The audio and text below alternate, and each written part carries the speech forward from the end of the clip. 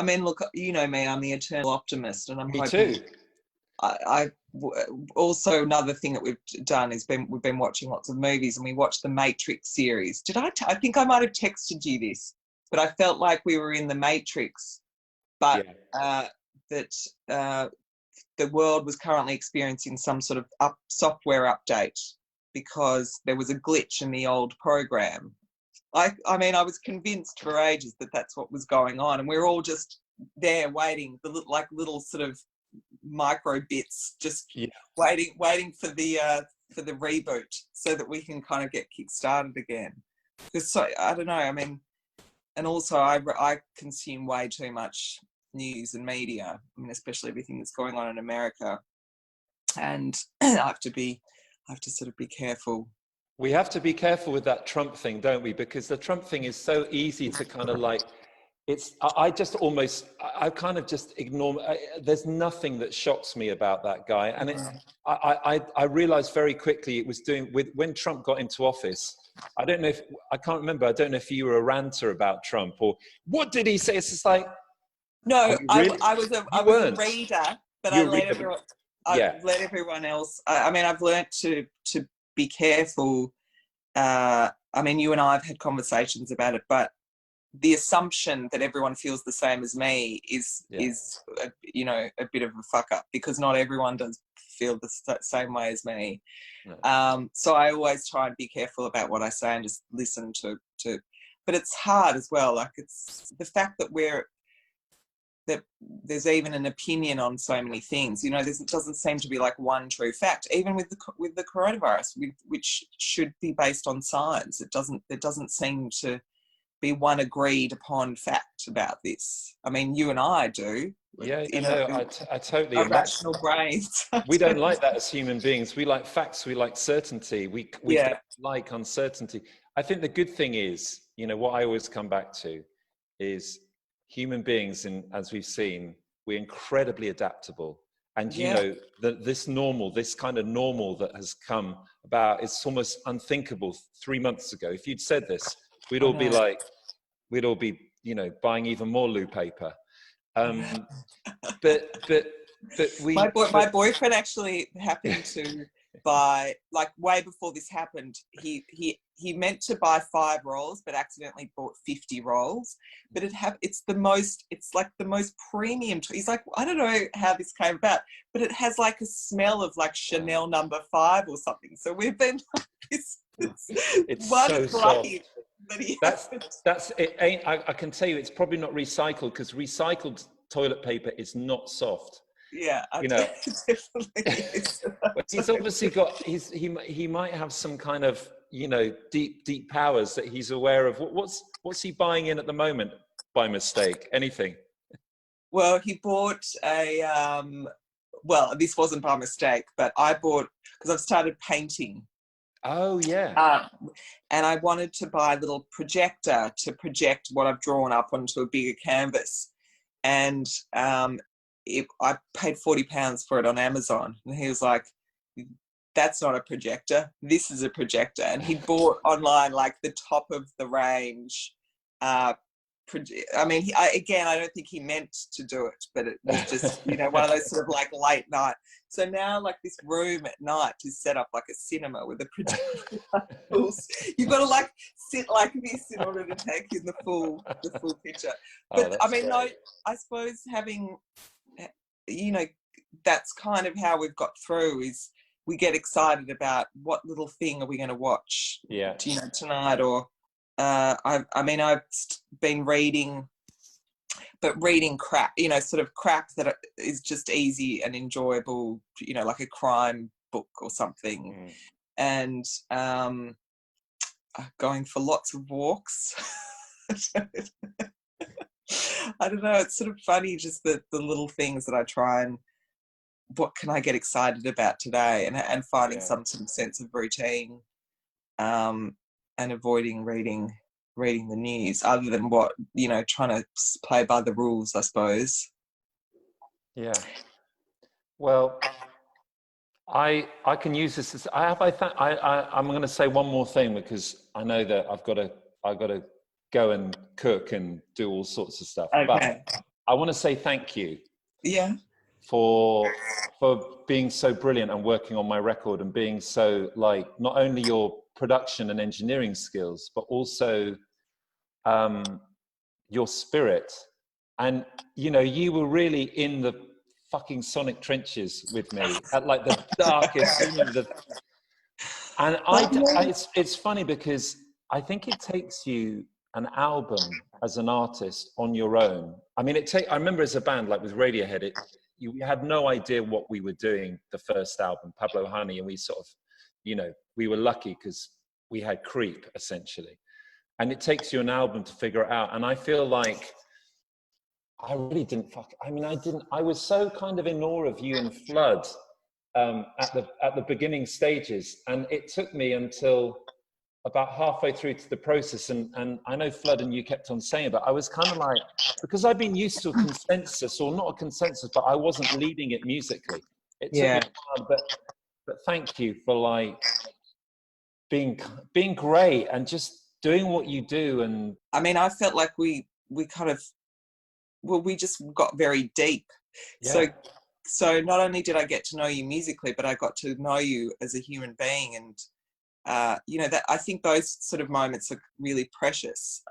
And now again, also that's quite rare when you're making an album, because things are always sort of go. So, you know, likewise, but we had a lot of time. I know we did have a lot of time. I mean, you know, like I said, I probably had, I can't, it's so funny. I've learned so much from that, and I so love the experience. But I now know, like, the next steps, kind of, okay, I know how kind of I'm going to do it. Or not I know how to going to do it, but I know that it has to start with me, which I was kind of, you know me well enough, I'm not a me kind of person. I'm not kind of like, oh, look at me, I'm doing this. It's kind of like, it's something I had to start, I tell you what it is, I had to start taking myself a little bit more seriously. Yeah. And you know, it's easy not to when you've got you, Flood, Omar Hakim, David Akumu, Nathan East. You know. I know. Well, I mean, I was sort of in awe of the situation, but it was, I mean, like you and I were discussing. I mean, it was like we sort of dropped like a little mini bomb and like just dealt with the chaos. You know, yeah. But it was like beautiful chaos that was being created. Can I ask you one last thing? What are your memories? Do you remember the day that we recorded Olympic on the Saturday? Yeah. Do you remember that? Because that for me was the first moment in recording. And I remember looking around, and I remember it was take 4. It was on a Saturday, basically late morning. Flood had to get the train back to London. Yeah. And we had and I remember Flood was sitting in the live room with Omar, Nathan, David, and myself. And you and Cecil, every time we do a take, you come in before we do another take. And Omar had to sort of, because it's an 8-minute song, he'd sort of pull back. But I remember you and Cecil were like repositioning mics or tweaking it. And I remember like that thing, the take 4, like, I remember like, this is it. I mean, that for me was, if we got that track, then that for me was going to be the hardest track, but it was kind of like the mother track of the central part. Yeah. And I remember it was just like magic happened then. Like we finessed the parts, we finessed the endings. You guys got the sound right. Yeah. I mean, did it feel the same, or did it feel different? Are you just that one and Peru, which is now called Brazil, right? Yeah. That it was one of, and it's lovely like how the kind of essence of what happened in Wales still exists on record, because there was something about the room as well that was just humming. I mean, the kind of the way the mics were, you know, picking up the sounds was like, I mean, we did talk about that, how the room felt good at particular times of the day. I mean, that's how, I don't know whether that's a real or tangible thing, but we like actually believe that, you know, okay, well, we can't start recording until like the sun hits that part of the wall, because then it's warm enough to I love that shit, because it is all part of it. It's all part of the magic and the mystery of it as well. It all does play a part. I definitely think so. I mean, my probably strongest memory was when you sung "Long Time Coming" and you're singing "A Lonely City Girl Looks Out into the World," and I was like, "Oh my God, this song's about me." I remember actually, and I got great strength from that because I was struggling with my vocals and I didn't want to sound trite, but it came from, it comes from a heartfelt place, and it was about the lonely. It was that. Well, thing. but that's a sign of a good performance and a believable performance. When I mean, that's what I live for when I make records, to feel something. Whether it's like we're all jumping up and down and want to dance and party, or whether it brings tears to my eyes and I find like a personal attachment or meaning to something. I mean, maybe it's arrogant, I don't know, but I was genuinely thought you were singing about me. After our one conversation. That's what it's about. And I was, of course. I was taking notes. I was sitting next to you at supper and like, so how are you feeling, Catherine? Yeah. You're lonely. Well, a little bit lonely in the city. Okay. Well, I have one other thing. Yeah. I heard, we were in the car before, and like the first of Shangri-La. Sorry, that's not a very good interpretation. Yeah. Shangri-La comes on. I'm like, oh my God, it's Shangri-La, AOB. And then Radio 6 goes Shangri-La, AOB. And it was so enjoyable to listen to, because I don't know if you have this experience now where you forget everything that was involved in the process. Like the kind of the tough moments have dissipated now into just a series of like little flashes of enjoyment and color and sunlight and greenery and beautiful faces. And I don't know if you have that. Yeah, no, I totally, it's funny.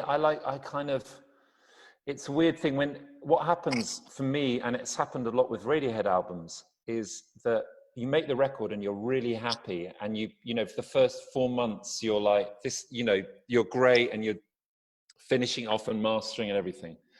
And in the last 3 months, I start to hear the flaws. So when Shangri-La comes on and Six Music, I turn it off. And really? I can't listen to it. It's weird. Okay. And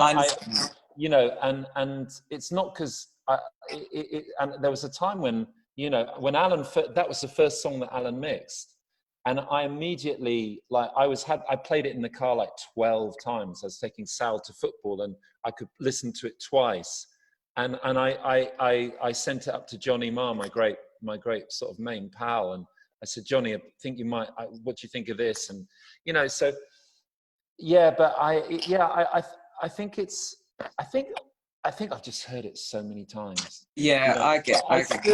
Do you know what? When I see visually for Brazil, the end part Brazil and Olympic, and I don't know what the next music is going to be like, but I think I want it to be more like the end section of Brazil. All right. Well, listen, so lovely to speak with you. Thank you for doing this. Thank you, Catherine. So Big much love to you. Big love. Thank you. Bye. Bye.